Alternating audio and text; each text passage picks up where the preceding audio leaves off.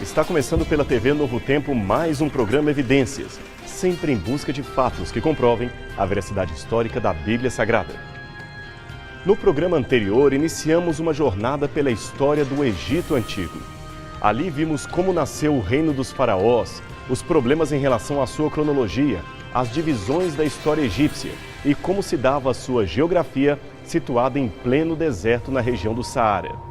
No programa de hoje, continuaremos as nossas descobertas, conhecendo agora algumas curiosidades, costumes e usos dos antigos egípcios e a relação que a arqueologia encontrou entre esta história e algumas passagens mencionadas na Bíblia Sagrada.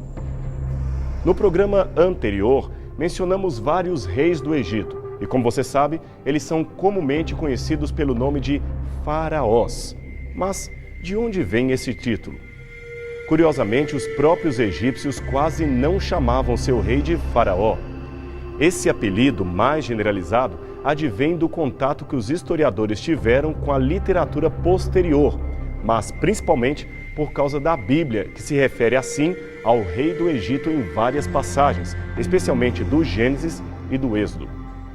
Aliás, até a palavra Egito vem dos gregos, a Aegyptos, porque eles mesmos eram conhecidos como Mizraim. Bom, vamos voltar a falar da palavra faraó. A palavra faraó em egípcio é, na verdade, a junção de dois símbolos hieroglíficos bilaterais. Per, que é esse retângulo na parte superior do seu vídeo, e Aa, que é este outro na parte inferior do vídeo. Per, Raá. Per, o primeiro símbolo superior, quer dizer a casa, e Aa quer dizer coluna, elevação, grandiosidade. Assim, faraó, Per-Raá, significa literalmente uma casa grande ou uma casa elevada. O termo, portanto, é uma referência ao palácio de onde o faraó governava. A grande casa, o símbolo máximo do seu poder. A partir da 12ª dinastia, era comum os egípcios escreverem fórmulas como estas que diziam que a grande casa, faraó, possa viver, prosperar e ser saudável. Mas a referência primária, repetimos, seria ao palácio real e não ao rei.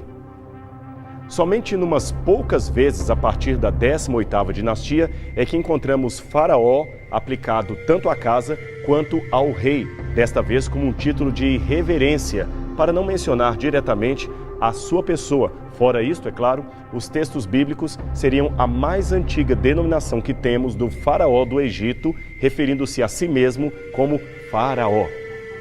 Já dentro das fontes antigas, a palavra faraó, referindo-se ao rei, vem desta carta endereçada a Amenhotep IV, que seria uma das mais antigas que temos. Ela foi datada do século XIV a.C. Com o tempo, faraó foi divinizado e se tornou o filho do grande deus Amon. A partir disto, o povo começou a cultuá-lo e a sua palavra era verdade absoluta, era a lei para o povo do Egito. Quando o faraó dizia algo sentado em seu trono real, os que estivessem em sua presença não poderiam nem olhar-lhe no rosto. Caso ele permitisse a um cidadão beijar-lhe os pés, isto seria para aquele homem um grande privilégio. Ele pôde beijar os pés do faraó, um privilégio que seria contado em suas gerações futuras. Mas isto não significa que a honra de todos os faraós durasse para sempre. Uma imagem de madeira de Ramsés I mostra o que poderia acontecer às lembranças de um faraó que não fosse bem querido depois de sua morte. Veja o rosto completamente desfigurado de faraó por obra de seus inimigos. Esta prática, que os latinos batizaram com o nome de damnatio memoriae, isto é, a destruição da memória, ecoava uma prática egípcia de apagar por completo o nome e a memória de um inimigo para que ele não tivesse vida nem no presente, nem no porvir. Isto é, que não tivesse nem vida eterna. Às vezes, se apagava o rosto de suas imagens, às vezes apagava-se o seu nome, como aliás você pode ver neste dorso de uma estátua de Akhenaton. Note que os cartuchos contendo o seu nome foram completamente apagados pelos sacerdotes de Amon, que eram seus inimigos. O mesmo ocorre com a parte esquerda deste painel, que trazia os feitos e o nome de Hatshepsut, e que também foram apagados por ordem de Tutmoses III, novamente o seu inimigo. Agora, não devemos confundir esta destruição da memória com outra posterior provocada por cristãos coptas por questões iconoclastas. Aqui, a destruição tinha um motivo egípcio de apagar da posteridade a lembrança e qualquer menção daquela pessoa. Agora veja que interessante, referindo-se à Bíblia. Moisés certamente recebeu muito desta cultura egípcia e a reproduziu em algum momento. Na hora de interceder pelo povo de Israel, ele quase desiste da vida eterna e pede a Deus que risque ou apague o seu nome do livro celestial. Eu sei que alguém pode estar se perguntando, mas Moisés foi afetado pela cultura pagã do Egito? Sim e não. Não no sentido de que ele sabia claramente o que era correto e o que era errado naquela cultura e rejeitou seus erros. Mas sim no sentido de que aquele homem, Moisés, era produto de uma época e é inevitável que, em sua linguagem, ele reproduzisse conceitos daquele tempo, como aliás nós o fazemos até hoje. Por exemplo, na Idade Média, acreditava-se que se uma pessoa espirrasse, a sua alma sairia pela boca. Sendo assim, para salvar o amigo que espirrou, alguém imediatamente deveria dizer "Deus te crie, que te dê boa sorte" ou "saúde", para que a alma pudesse voltar para dentro do corpo. Ora, nós sabemos que isto é uma lenda pré-moderna e não acreditamos nela. Contudo, isto não nos impede de, ao ver alguém espirrando, dizer para ele "saúde", não por uma questão de superstição, como era o povo da Idade Média, mas apenas por uma questão de gentileza, de delicadeza. Apenas usamos uma expressão comum que nada tem a ver com a lenda que a originou. Assim também foi com Moisés em algumas passagens da Bíblia. Quer mais um exemplo de empréstimo cultural encontrado nas Escrituras? Veja então esta pedra votiva cheia de ouvidos que foi encontrada no templo de Mênfis e que hoje está no Museu Britânico. O povo costumava comprar estas placas e oferecer aos deuses na esperança de que suas preces fossem assim atendidas. As orelhas desenhadas ali representam uma expressão idiomática daquele tempo que também aparece na Bíblia. Dar ouvidos significa prestar atenção, atender a um pedido, cumprir um dever. Portanto, em várias passagens do Antigo e do Novo Testamento, vemos esta mesma expressão dos egípcios ligada ao povo de Deus. Lá diz, por exemplo, o povo ouviu a voz do Senhor, isto é, obedeceu ao que ele disse. Dá ouvidos, Senhor, a este povo, quer dizer, preste atenção ao que eles estão falando, por favor, atenda ao seu pedido, e assim por diante em diversas passagens da Bíblia Sagrada. Agora veja que curioso, um verso de Êxodo, capítulo 17, 14. Ali nós temos a menção de duas expressões egípcias, a do apagar a memória ou o nome e o dar ouvidos, que aparecem no mesmo texto escrito por Moisés. Vamos ler numa tradução literal a partir do hebraico. Então disse o Senhor: escreve isto para memorial num livro e dê ouvido de Josué, porque hei de apagar e apagarei totalmente a memória de Amaleque de debaixo do céu. Viu?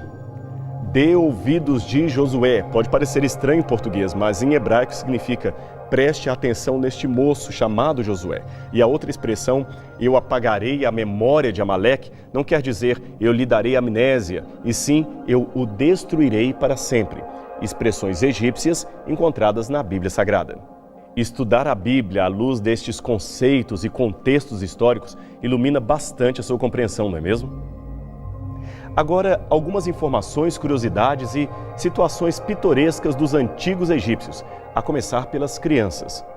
No Antigo Egito, a criança permanecia com a mãe até os 4 anos de idade, o momento em que adquiria maior respeito por ela. A partir daí, a educação era responsabilidade do pai e de professores que ele mesmo contratava. Imagine a situação da mãe adotiva de Moisés, que, quebrando este paradigma, teve de enviar o filho para ser criado por uma escrava hebreia, que na verdade era sua mãe legítima. Uma outra coisa que nos chama a atenção quanto às crianças é que, devido à alta temperatura, elas não costumavam usar roupas até que atingissem a adolescência. Era perfeitamente normal no Egito ver crianças e juvenis andando praticamente sem roupa pelos corredores das casas numa reunião de família. Veja neste painel da 18ª dinastia uma criança costumeiramente sem roupas, segurando as pernas de seu pai. Dependendo da família e do contexto, em algumas situações, escravos que servissem em casa de nobres também costumavam trabalhar desprovidos de roupas. A razão disto é que, na cultura egípcia, eles eram considerados crianças, nunca eram considerados adultos por seus donos. Era como se fossem eternamente meninos a serviço de seus amos. É claro que tal situação às vezes trazia tremendo complexo de humilhação para determinados grupos. Veja que interessante esta história. Moscas no Egito era uma tormenta quase comum em determinadas épocas do ano. Eu mesmo enfrentei moscas no Saara e realmente não é nada agradável comer com elas por perto. Agora veja o que fez o faraó Pepe II na hora de comer, dormir ou simplesmente sentar-se em seu trono real. Ele colocava na sala escravos nus, untados de mel, para que estes atraíssem para si as moscas, deixando o faraó em paz. E, para completar, colocava outro escravo abanando a sua cabeça com um leque. Já imaginou que situação de tremenda humilhação? Mas, por outro lado, havia também situações de escravos que eram honrados pelos seus senhores. Há um caso, por exemplo, de um escravo chamado Seneb, que sofria de nanismo, isto é, ele tinha uma estatura que era muito menor que a média da população em geral. Mas, a despeito do forte preconceito já existente na antiguidade, isto não impediu que Nemeb se tornasse um alto oficial do próprio faraó Pepe II durante a sexta dinastia. Veja a sua honrosa estátua, juntamente com sua família, encontrada numa tumba perto da pirâmide de Quéops. Veja que ele é mais baixo que ela. E repare também que as suas crianças estão nuas diante dele, conforme o costume da época. Os egípcios não pareciam ter preconceitos com a estatura. Havia até um deus protetor chamado Bes, que tinha, desde a pré-dinastia, um formato de um anão. Um outro costume muito estranho dos egípcios era que, pessoalmente, ninguém poderia ver os cabelos originais de Faraó, que, aliás, tinha sua cabeça, na maior parte do tempo, raspada. Ele, portanto, usava uma trança chamada nemes, que é semelhante a esta que você vê em seu vídeo. Era uma trança artificial. Ela também é conhecida pela famosa máscara mortuária de Tutancâmon, que foi descoberta no Egito. A ideia era deixar o rosto de Faraó parecido com uma cobra naja.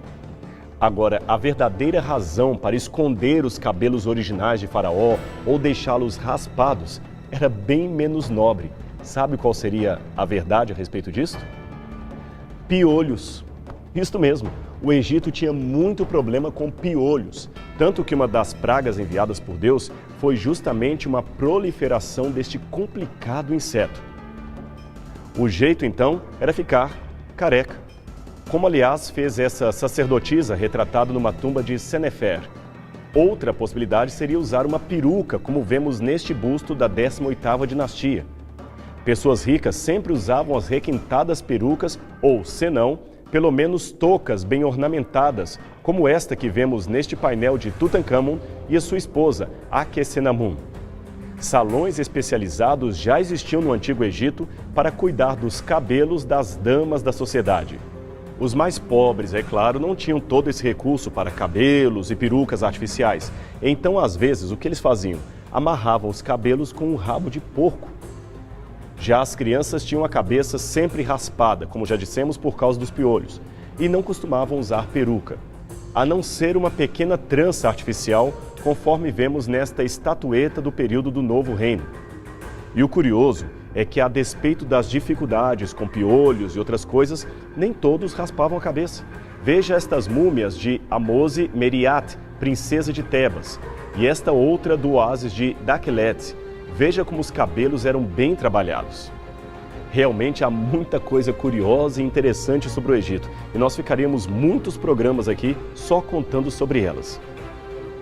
Mas, em relação ao texto bíblico, bem, além das alusões que já fizemos neste programa e no programa anterior, ainda temos outros importantes achados que ratificam o que encontramos na Bíblia Sagrada. Esse papiro, por exemplo, foi encontrado no Egito em 1820 e levado para a Universidade de Leiden, na Holanda. O seu texto foi realmente muito revelador para a historiografia bíblica. é que esse papiro era uma cópia feita na 19ª dinastia e que traz o testemunho vivo de um escriba chamado Ipúver, que viu pessoalmente pragas caindo sobre o Egito. Veja um trechinho do papiro. Os estrangeiros vieram para o Egito. Eles têm crescido e estão por toda parte. O Nilo tornou-se em sangue. As casas e as plantações estão em chamas. A casa real perdeu todos os seus escravos.